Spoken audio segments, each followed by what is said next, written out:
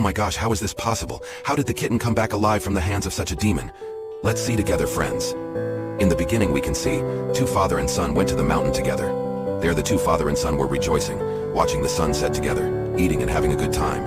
And after eating they both slept. Suddenly a chill came from nowhere, snatched the son away from the father and left. The devil took the baby kitten and kept it in his house to eat.